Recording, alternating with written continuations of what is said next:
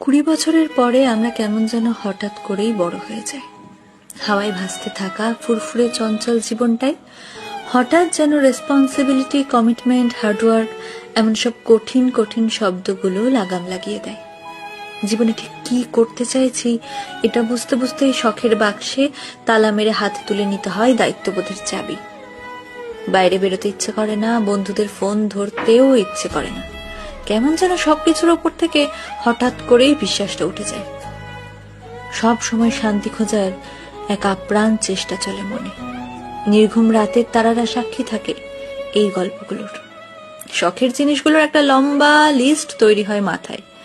কারণ 20 পর বাবার কাছে শখের জিনিসটা চাইতে কেন জানি ভীষণ দ্বিধা বোধ হয়। ইঁদুর দৌড়ের এই খেলায় নিজেকে টিকিয়ে রাখার যুদ্ধে হাঁপিয়ে ওঠে মন। ছোটবেলায় বড় হতে চাইতাম, এখন বড় হয়ে গিয়েও মনটা কেমন যেন সেই ছোট্ট আমিটাকে খুঁজে বেড়ায়। 20 পর আমরা আসলেই বড় হয়ে যাই।